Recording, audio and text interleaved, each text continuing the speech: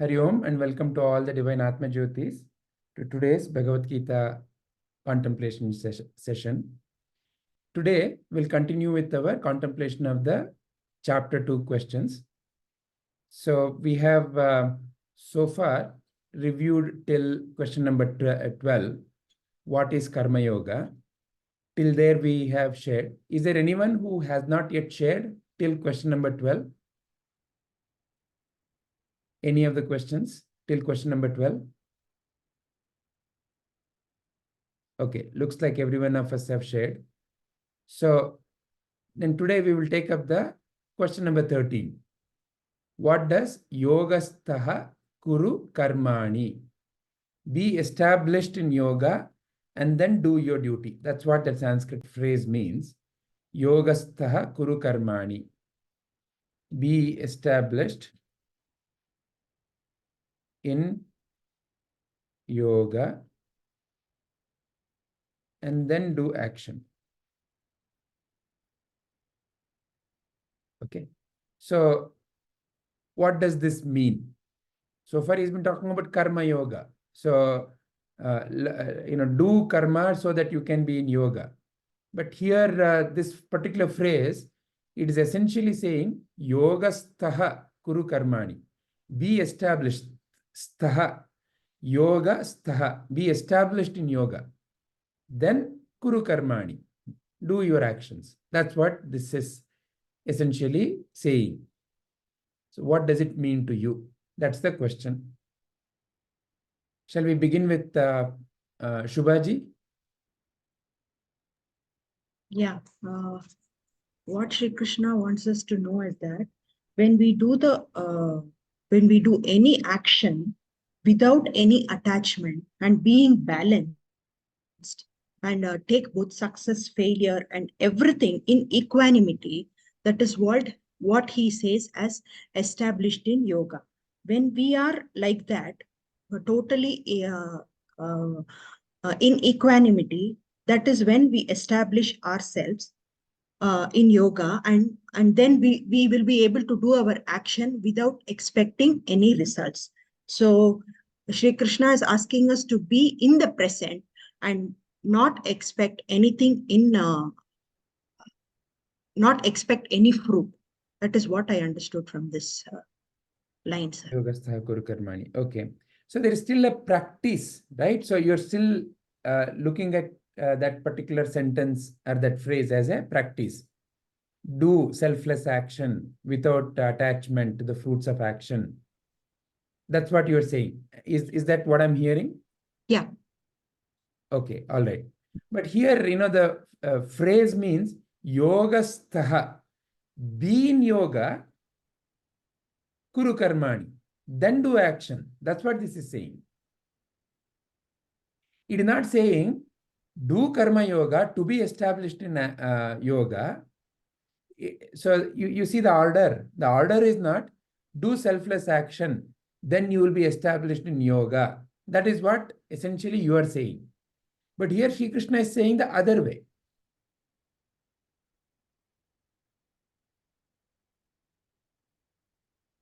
Is the clarification clear? Is the question clear? No, I didn't get the question. Okay. See, okay, in the way you expressed, what happened? I have to do action. And why am I doing action? To be in yoga. Yoga means what? Say, for example, I want to be peaceful. Okay, how do I want to be peaceful? Krishna says, do selfless action without expecting fruits of your actions result. Then I will be in peace. So what is the logic? Do selfless action, then you will be in peace. Correct? Yeah. That's what that particular expression means, the way you said it. Yes. Whereas here, what Sri Krishna is saying is, be in yoga, be peaceful, then do action. In other way of saying. It's like, hey, I'm doing action to be peaceful according to Karma Yoga, but here he is reversing the table. Is it clear now? Yeah, but I'm not getting I don't No know how problem. to No put. problem. Yeah. Yeah, I'll listen to others and then come. Yeah, you can share. Yeah. Yeah. Shilpaji, what is your viewpoint? So I have not prepared on this question, sir. So Okay. But according to your current feeling or current thinking, how would you like to share your view on this? so on the basis of what you explained just now, yoga, the meaning of yoga is union of body and mind. So when your body and mind are in sync, uh, that is when your action will be more true or appropriate. Uh, is that what I'm thinking, right? I mean, just at the top level. So I'm not. Yeah, correct. In order to perform any action, your body, your mind, they have to be aligned. But here Sri Krishna is saying, be established in yoga. Is saying as if, for example,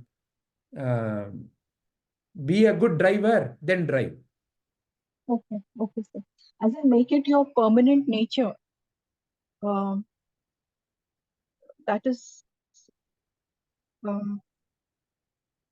So in a way, I am thinking I'm learning to drive, but he's saying be a good driver and drive.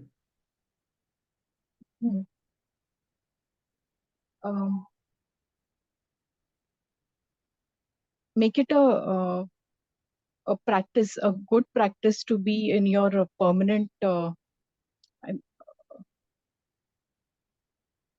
he's not even talking about practice here. He's saying be a good driver and drive. Be a good driver. I am thinking I'm learning to drive, but he's saying be a good driver and drive. Be peaceful and do action. I thought I'm doing action to be peaceful, according to what Sri Krishna taught. Yes, sir. Be peaceful and do your action. As in be in align with dharma and do your action. So what does it mean to you? Is he not reversing the table here suddenly? Yes, sir. Yes, sir. He is. And why is he doing that? Huh? Why is he doing that, you think?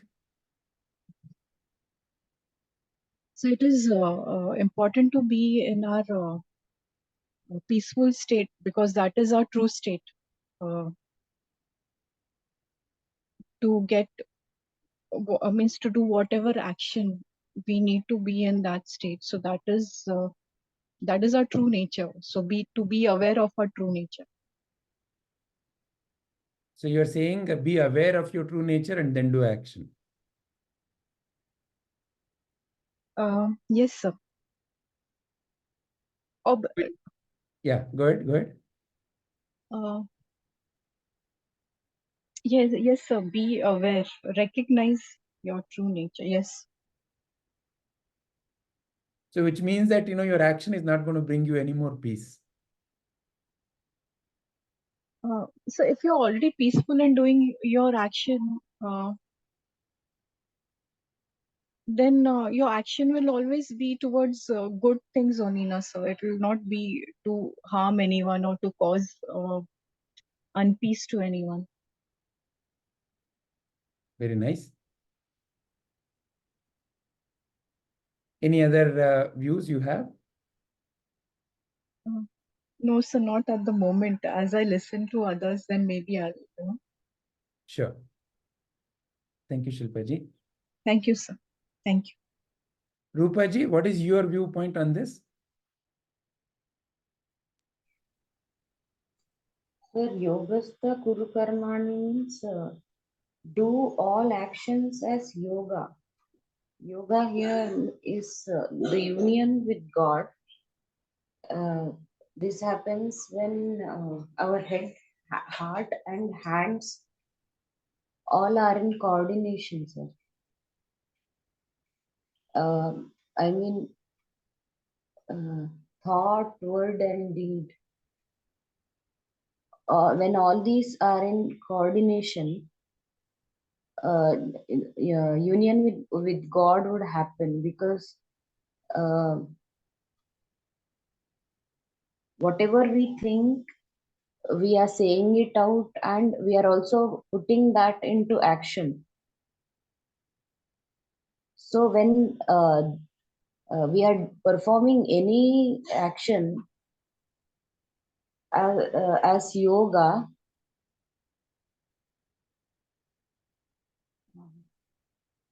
Krishna is asking Arjuna to do his action in this way, sir. Yeah, again, I would prompt the same question. The way you are expressing, correct me if my understanding is not like that, not like what you're saying. What I'm hearing is that you do action, then you will get the result of peace. Is that what I'm hearing from you?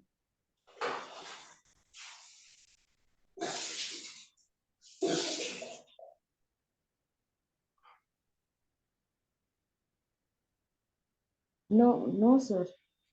I mean to say, Krishna is asking Arjuna to do all the actions as yoga.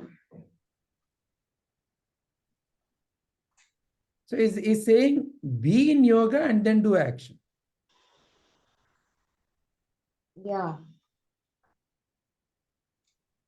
But what I'm hearing from you, correct me if that is incorrect, what I'm hearing from you is do action so that you can be in yoga.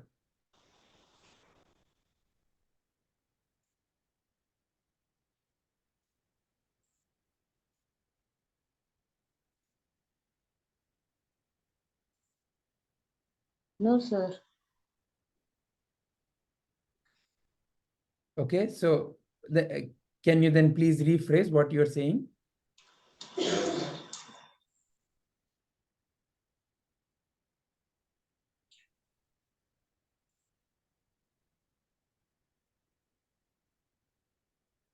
He is asking Arjuna to be in union with God every moment and perform all the actions.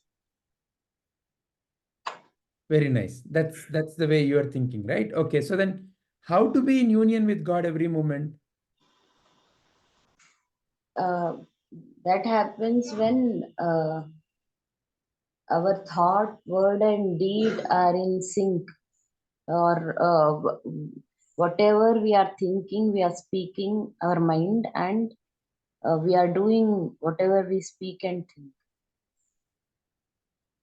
Okay, so is there still an effort to align thought, word, and deed?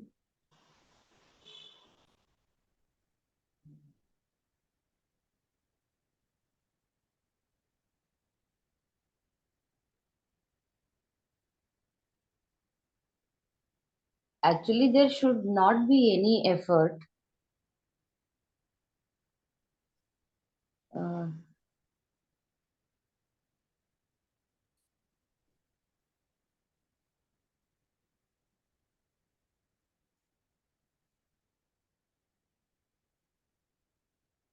So it's an effortless action.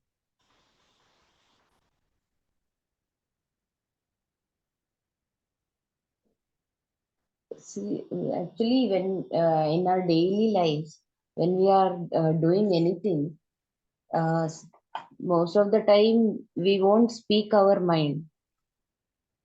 We will speak whatever the other person wishes to hear. And Is that what Krishna is prompting here? Is it about, how to speak? no, it is not how to speak. Mm. But he's So for saying, example, in my mind, as soon as I see someone on thought appears, silly fellow. Okay. So is that what I should be then saying? Because that thought appeared.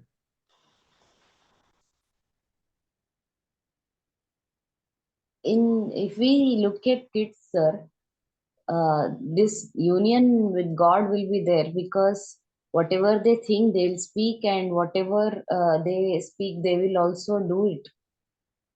So, which we lack. and there is purity in them because of this.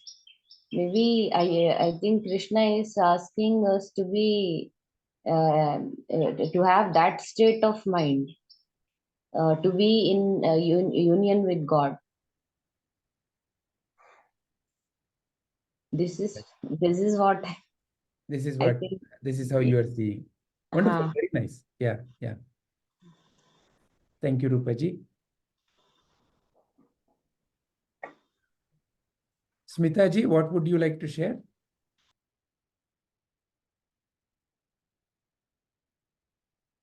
Sorry, I was on mute. Yeah. So my understanding of Yogastha kuru karmani, Yogastha means being established in yoga and then do your action. And why is yoga first? Is as the term of Yogastha, being established in yoga means being involved, being in a state of balance, being in a state of concentration, then taking your action. So, for example, an artist is painting, he or she is painting something. That person is fully concentrated, involved in the flow of doing the painting.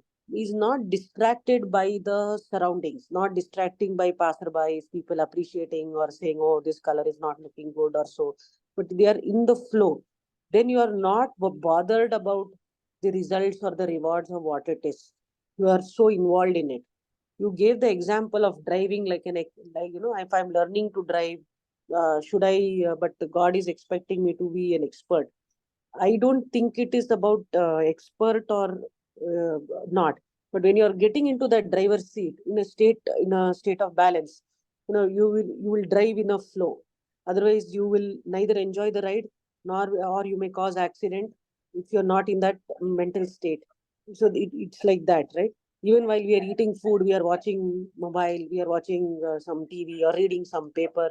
We are not appreciating what is there in our plate or being grateful for the food that we have. So you're not in that. You should be involved in what activity you are doing, and then do that activity.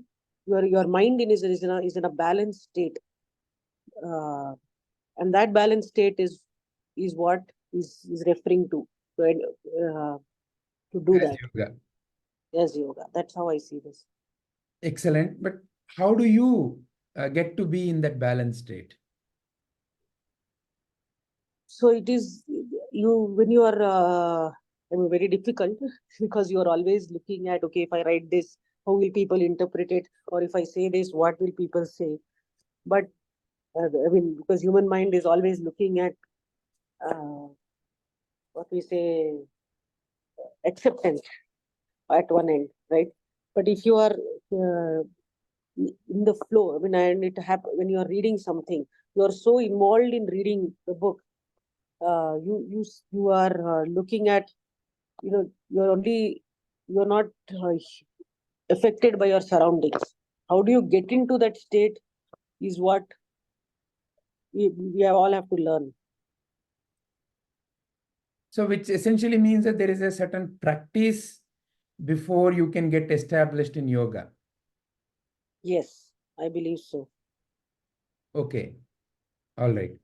So in a way, this is very challenging statement. How to be established? He's not saying, but be established and then do action. Or has he said how to be established? It is by our, it is by, yes, it is not something that you can learn overnight, but it is also our inherent nature. If you see a small child, it is exploring a toy. There is no practice needed. The way it gets into it and looking at it is not looking at it. It is only interested in that toy and only exploring that toy. It is not looking for any other outside appreciation or anything by the mother. So you naturally get into the state. Whereas adult mind has several distractions, right? That is why we do meditation or some form of exercise or some form of practiced reading, concentration classes. That's why we encourage that, or rather we try to practice that. We want that. So it is actually our inherent nature. When you get so involved, it becomes part of you. So you get into the driver's seat and you start driving, right? It becomes part of you. But for many things, you still need to establish that as a practice. And with smaller steps as you go. Okay, so there is something preceding this before one can be established in yoga. Yes, I would believe so. That you need to develop that. It may be in a small way, anything small, even to do a cooking. You are making sure the ingredients are all there. You are getting into your work and you're preparing yourself for that work. A prepared mind is always a better way. So the preparation is of the ingredients, preparation of the cooking utensils is important to start that activity. Very nice. Anything else you would like to share, Smitaji? No, that's what I have made notes on. Thank you very much. Padma Amma, would you like to share? Sir Shri ಗುರುಭ್ಯೋ ನಮಃ. ಇಲ್ಲಿ ಯೋಗಸ್ಥಃ ಕುರು ಕರ್ಮಾಣಿ. ಯೋಗಸ್ಥಃ ಅಂದ್ರೆ ಯೋಗದಲ್ಲಿ ಸ್ಥಿರವಾಗಿದ್ದುಕೊಂಡು ನೀನು ಕರ್ಮಗಳನ್ನ ಮಾಡು. ಯೋಗ ಅನ್ನೋದು ಏನು ಅಂತ ಮೊದಲು ತಿಳ್ಕೊಳ್ಳೋಣ. ಯೋಗ ಅಂತಂದ್ರೆ ಜೀವಾತ್ಮ ಪರಮಾತ್ಮನಲ್ಲಿ ಸಾಯುಜ್ಯತೆಯನ್ನ ಪಡೆಯೋದು. ಶ್ರೀಕೃಷ್ಣ ಇವಾಗ ಹೇಳಾಗಿದೆ, ನೀನು ಪರಮಾತ್ಮ ಸ್ವರೂಪಿ, ನೀನು ಆತ್ಮ ಸ್ವರೂಪಿ ಅನ್ನೋದನ್ನ ತಿಳಿಸ್ಕೊಟ್ಟಿದ್ದಾರೆ ಚೆನ್ನಾಗಿ. ಹಾಗಾಗಿ ಅರ್ಜುನನ್ಗೆ ಅದು ತಿಳುವಳಿಕೆ ಬಂದಿದೆ, ನಾನು ಪರಮಾತ್ಮ ಸ್ವರೂಪಿ. ಮತ್ತೆ ಇಲ್ಲಿ ಎಲ್ಲರೂ ಅಷ್ಟೇ, ಎಲ್ಲವೂ ಪ್ರತಿಯೊಂದನು ಪರಮಾತ್ಮ ಸ್ವರೂಪಿಗಳು ಅಂತ. ಆತ್ಮನನ್ನ ನಾಶ ಮಾಡೋದಕ್ಕೆ ಸಾಧ್ಯ ಇಲ್ಲ, ಅದು ಅವಿನಾಶಿ. ಆದ್ರಿಂದ ನಾನು ಇಲ್ಲಿ ಈ ಪ್ರಪಂಚದಲ್ಲಿ ನಾನು ಜೀವಿಯಾಗಿ ನಾನು ಮಾಡ್ಬೇಕಾದ ಕೆಲಸಗಳನ್ನ ನಾನು ಹೇಗ್ ಮಾಡ್ಬೇಕು ಅನ್ನೋದು ಒಂದು ಸ್ಪಷ್ಟತೆ ಆಗ ಬರುತ್ತೆ. ಅಂದ್ರೆ ಎಲ್ಲ ನಾನು ನಾಶ ಮಾಡಕ್ಕಾಗಲ್ಲ, ಆದ್ರೆ ನಾನು ಯಾವ್ದಕ್ಕೆ ನಿಯೋಜಿಸಲ್ಪಟ್ಟಿದ್ದೀನೋ ಆ ಕೆಲಸಗಳನ್ನ ನಾನು ಹೇಗೆ ಮಾಡ್ಬೇಕು ಅನ್ನುವ ಒಂದು ದೃಷ್ಟಿಕೋನದಲ್ಲಿ ಕೆಲಸಗಳನ್ನ ಮಾಡೋದಕ್ಕೆ ಸಾಧ್ಯವಾಗತ್ತೆ. ಈ ಒಂದು ಫ್ರೇಸ್ ಯಾವ್ದ್ರಿಂದ ತಗೊಂಡಿದ್ದಾರೆ ಅಂದ್ರೆ 2ನೇ ಅಧ್ಯಾಯದ 48ನೇ ಶ್ಲೋಕದಿಂದ ತಗೊಂಡಿದ್ದಾರೆ. ಯೋಗಸ್ಥ ಕುರು ಕರ್ಮಾಣಿ ಸಂಗಂ ತ್ಯಕ್ತ್ವಾ ಧನಂಜಯ ಸಿದ್ಧ್ಯ ಸಿದ್ಧ್ಯೋ ಸಮೋ ಭೂತ್ವ ಸಮತ್ವಂ ಯೋಗ ಉಚ್ಯತೆ. ನೀನು ಯೋಗದಲ್ಲಿ ಸ್ಥಿರವಾಗಿ ಇದ್ದುಕೊಂಡು ನೀನು ಕೆಲಸ ಮಾಡು, ಮತ್ತೆ ನೀನು ನಿನ್ನ ಇಂದ್ರಿಯಗಳನ್ನೆಲ್ಲ ನೀನು ಕಂಟ್ರೋಲ್ ಅಲ್ಲಿ ಇಟ್ಟುಕೋ, ಸಿದ್ಧಿ ಅಸಿದ್ಧಿಗೆ ನೀನು ಅಂಟ್ಕೊಳ್ಬೇಡ, ಸಮತ್ವ ಭಾವದಲ್ಲಿ ನೀನು ಇದ್ದುಕೊಂಡು ನೀನು ಕೆಲಸ ಮಾಡು ಅಂತ. ಹೇಗೆ ಅಂತಂದ್ರೆ ನೀನು ಕರ್ಮ ಫಲಕ್ಕೆ ಅಂಟ್ಕೊಳ್ಬೇಡ, ಆಗ ಯೋಗ ಆಗತ್ತೆ. ಕರ್ಮ ಫಲ ಕರ್ಮ ಮಾಡೋದಕ್ಕೆ ನಾನು ಏನ್ ಮಾಡ್ಬಹುದು ಅನ್ನೋದು ನನ್ನ ಕೈಯಲ್ಲಿದೆ, ಆದ್ರೆ ಫಲ ಅಫಲ ಎರಡು ನನ್ನ ಕೈಯಲ್ಲಿಲ್ಲ, ಅದು ಪರಮಾತ್ಮ ಕೊಟ್ಟ ಹಾಗೆ ಆಗತ್ತೆ. ಅದು ನಾನೇ ಏನು ಎಕ್ಸ್ಪೆಕ್ಟ್ ಮಾಡಿರ್ತೀನೋ ಅದು ಆಗದೆ ಇರಬಹುದು, ಅಥವಾ ನಾನು ಎಕ್ಸ್ಪೆಕ್ಟ್ ಮಾಡಿದ್ದಕ್ಕಿಂತ ಹೆಚ್ಚಿನ ಫಲಿತಾಂಶ ನನಗೆ ಸಿಗಬಹುದು. ನಾನು ಅದಕ್ಕೆ ಅಂಟ್ಕೊಂಡಾಗ ನಾನು ಈ ಕೆಲಸವನ್ನ ಆ ಕಡೆಗೆ ಓರಿಯೆಂಟೆಡ್ ಆಗೋಗಿರ್ತೀನಿ. ನಾನು ನನ್ನ ಕೆಲಸದ ಕಡೆಗೆ ಗಮನ ಕಡಿಮೆ ಆಗೋಗ್ಬಿಡುತ್ತೆ.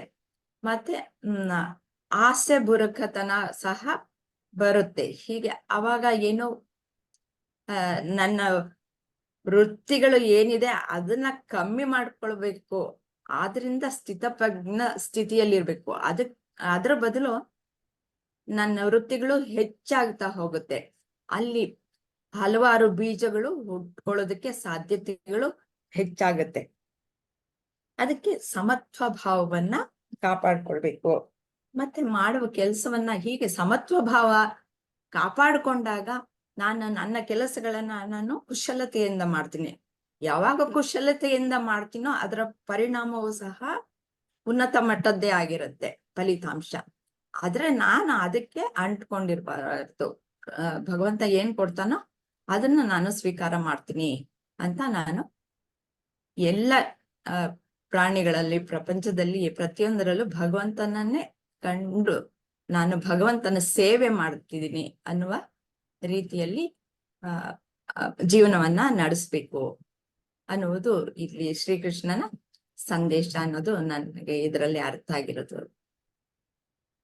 ಹರಿ ವಂಡರ್ಫುಲ್ ಅಮ್ಮ, ಧನ್ಯವಾದ. Padmaji, your viewpoint? Yes. So, for this Yogastha Kuru Karmani, I think all of them have shared a little bit. First of all, I think Krishna already gave the knowledge of who am I. That is the first part of Sankhya Yoga itself. So what is the benefit of knowing who am I? When I know who am I, first of all, the thing is, I am not the doer then. So I am the instrument in the hands of God, and he is acting through me. Now, where is this God? When I say this statement, then it will appear like there are two separate entities, me and God. However, that divine is within me. However, because the mind always associates happiness with objects, and in karma yoga, what I am doing, I am always doing some action through which, I want happiness. I want something I have to acquire, right? Whether it is material or whether it is emotion wise. So my actions are directed towards that. And then there is a doership in that. Oh, I did it. And so there is an expectation of certain kind of result. So what you truly want or what you truly are meaning to do by that act, it is never coming out. It is never reflected. The self is never reflected in your actions. When you have the bhava of I am not the doer and I am a mere instrument through which things are happening, then what happens? There is a purification of the mind. Because of the purification of the mind, there is clarity in the intellect as to what has to be done. And when there is clarity, everything that you do is to serve others only, to serve. So, right, like someone said, it is the integration of the heart, mind, and the hand, right? So where all three are coming together. In that sense, God is only here and now, right? There is no time and space involved in that. So when you are doing action as per that, you are always in the self. No, you are always in bliss, because things are just happening. There is a flow. Like Smitaji said, in an artist or a painting, and in the song and a singer, you cannot find a difference between two. You cannot separate them. So that is what happens. It is like mano laya, mano nasha, all happening at the same time. So there is one continuous flow where you are not able to separate anything. It is one reality. So that is what is meant by Yogastha Kuru Karmani, I feel, sir. Because when you don't claim doership, then everything becomes like a worship, isn't it? So that's all, sir. Yeah, thank you. Oh, wonderful. You also are going in the lines of Panchmata. When there is no doership, there is only worship. Yes, sir. Padmaji, that was a good line. When there is no So to be worship, there is- framed, when there is no Yeah. doership, there is only worship. Yeah, I have written it good on one. my Good sir. one. Shubhaji, you are everywhere. Yeah. One reality, no, sir? Very nice. Thank you, Padmaji. Shubhaji, would you like to share anything more? No, sir. The punchline is everything.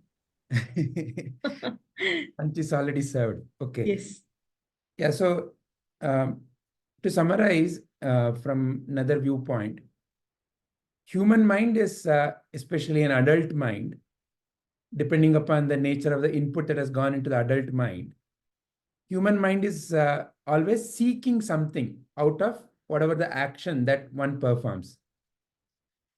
So why do we do what we do? Because we are seeking something out of that action. What are we seeking? At the first level, it always appears like something. Maybe money, maybe car, maybe bungalow, maybe husband, wife, children, house. So it may look like things, but with a little bit of a close examination, what are we seeking from that action? We're always seeking to be happy, the pleasure of that particular, whatever that outcome. So sense of satisfaction, some sense of peace. So all of us are seeking to be happy, healthy, peaceful, energetic, content, right? So this is what we are seeking. But what is the adult logic of getting that? When I do something and when I get something is when I will receive this result. Only when I get money as my salary is when I can be happy. So that is how the adult logic becomes. Whereas you all have been children too. When you notice a child doesn't have this logic. A child is inherently happy, and a child does whatever it does simply. There is no particular goal seeking. There is no, okay, if you ask a little child, 3-year-old child, what's your plan for the future? Most often, you will not hear anything very concrete. Or, why are you doing what you're doing? Simply for fun. These are the typical answers that you will hear from a child. So the child is not seeking anything particular out of that, whatever that the child is doing. But when you notice a child seems to be naturally very happy. So what it indicates? It indicates that somewhere between being a child and don't know when exactly it happened, you and I becoming an adult, something happened. Something happened, and a very loving and smiling and bubbling child suddenly became a worrying, crying, and long face, right? So from a loving face, it became a long face. And that's who we call as an adult. And then that adult is now wanting to have that loving and smiling face. So that adult is now doing all kinds of tamasha, all kinds of circus to get back, to be again happy, healthy, peaceful. So what Shri Krishna is saying is, Arjuna, realize your very nature is peace. Your very nature is bliss. Your very nature is energy. So realize your very nature. Recognize your very nature. You're not going to gain anything more from the action that you're going to do. Your very nature is completeness. You're not going to become more complete when you do something.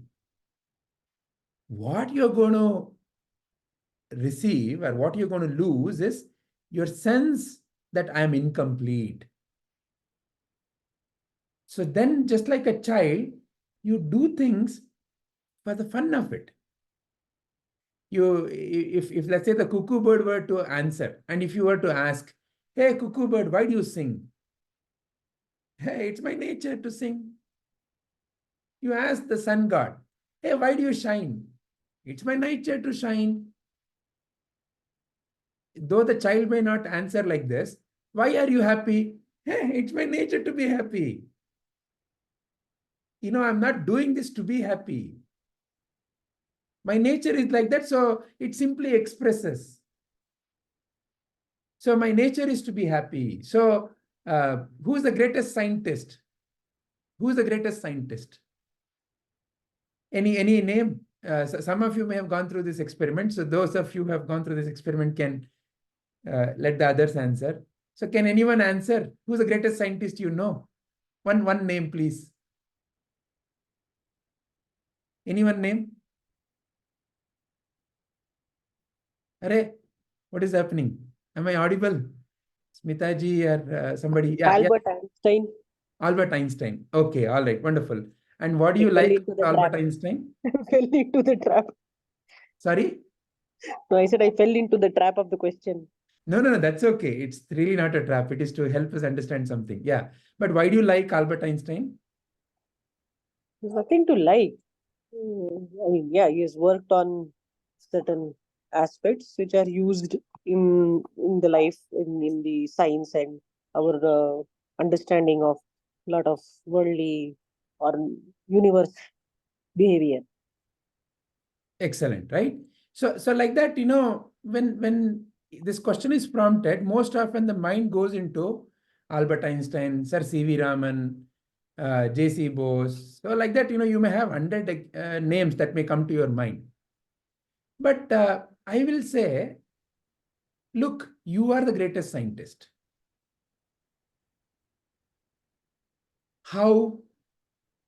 For a moment, go back to being a little child. When you were a little baby, what was happening around you? Before that, let me ask you, who do you call a scientist? Somebody who observes, infers, and comes up with a certain understanding of life. He observes life, same life you and I are also observing, but he is able to infer something meaningful out of it as a principle of life, and he expresses that. Proverbially, I don't know whether it really happened like that, but apples used to fall even before Newton. Apparently, it is the first time that something fell on Newton and then allowed him to discover law of gravitation. That is how the story is said. I don't know whether it is true or not, but let us accept that story. So, which means that the apples have been falling, but somebody is able to have a different sight of the same thing and able to establish this is the principle of life. That is who we call as a scientist. Observes, infers, and creates something like a principle. Now, I want all of you to go back to your childhood. You're a little baby. Around you, various sounds are being made. There is people, you didn't know then, mother, father, and all that, but people making various sounds. You didn't even know which language sound it was. Kannada, English, Tamil, Telugu, Malayalam, doesn't matter. And around you, there are so many machines also making sounds. Around you, so many birds also making sound. So many sounds. That's all you are hearing. I'm talking about now the hearing aspect of you. But among all those hearing, all those sounds, who figured out Mamma or Amma or, water, Gigi, whatever, how you made the sound is different. But who connected the sound with a certain object and what may happen when I connect the sound with that object? Who connected all this? You did. So, what do we call as a scientist? Observes, infers, and comes up with some principle. You're not only a scientist, but you also are an engineer. Why? Not only did you observe that I no more have to do to get milk, all I have to do is ma. And the very tone in which you say ma, Amma will understand. So not only you are observing, inferring, identifying the principle, but you're also applying that. That is who an engineer is. Somebody who creates a technology. And technology got converted into Amma, Amma, Ma. So many kinds of technology. Look at it. Who did? You did. So who is the greatest scientist? You. From where that science and the engineering capability come into you? Did your Amma or Appa or the bird or the tree came and told you? Did anyone teach you when you were that young? So the only inference you can draw is it must be inherent in you. That is who you are. That is what your true capability is. That very child, that very scientist, that very engineer, that very doctor, that very artist, that very singer as started going through life, suddenly got into a trap of, oh, I have to do this, then only I'll be happy. I have to do this, then only I'll be applauded. I'll have to do this, get this, then only others will appreciate. So, Sri Krishna is essentially prompting you and me, recognize your childlike nature. That is your divine nature. Recognize your childlike nature, which is your divine nature. And then he is not saying that, you should not learn. He is also not saying that, you come packaged with all the learning of life. But he's saying, you don't have to get anything from life to make you complete. You're already complete. Recognize your completeness. Then perform your action. Okay, so I have to learn driving. Okay, how can I learn driving? So put your abilities to that. Okay, I have to learn singing. Put your abilities to that. Oh, I have to help my child. Put your abilities to that. I have to help my community. Put your abilities to that. Where you put your mind and your abilities, there, an expression will appear. Yogasthaha kuru karmani. It doesn't mean that, the first day you put your mind, you'll make a best biryani. Let's say you put your mind to make biryani.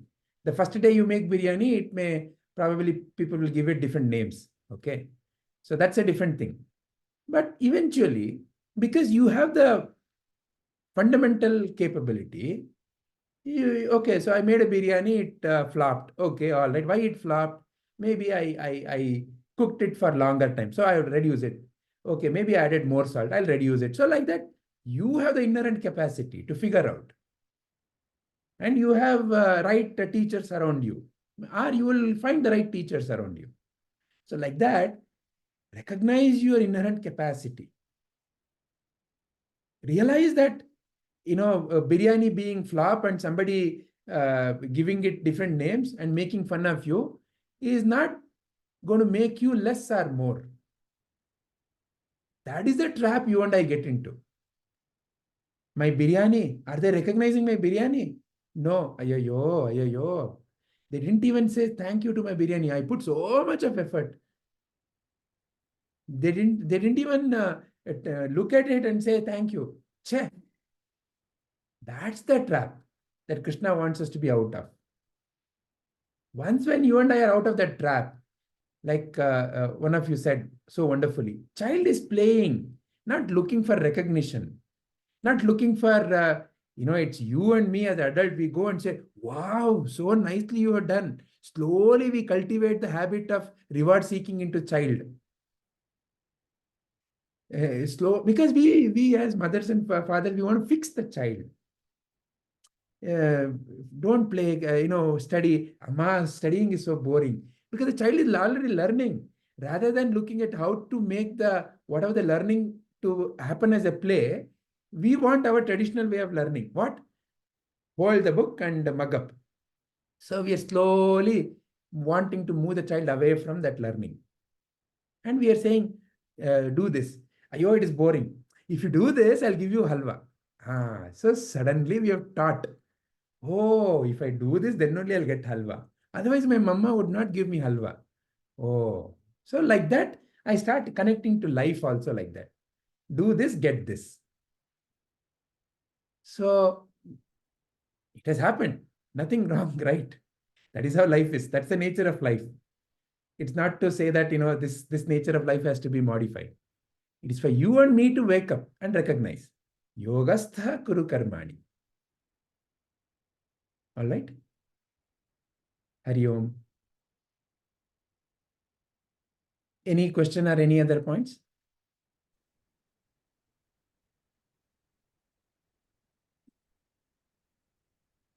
Smitaji, you wanted to say something? No. All right. Great. If there are no further questions or points about this, then let us end our contemplation here. Hari Om. In our next session, we'll continue with the question 14 and also we'll verify if there are further questions to be created from second video. And anyway, we will continue at least for another session or two with Sankhya Yoga only. Yeah, so definitely there is a question about, what are the key themes of Sankhya Yoga? We have not yet, each one of us have not yet mentioned that, right? So like that, there are a few more questions definitely that will come up, and we'll continue like that. Hari Om.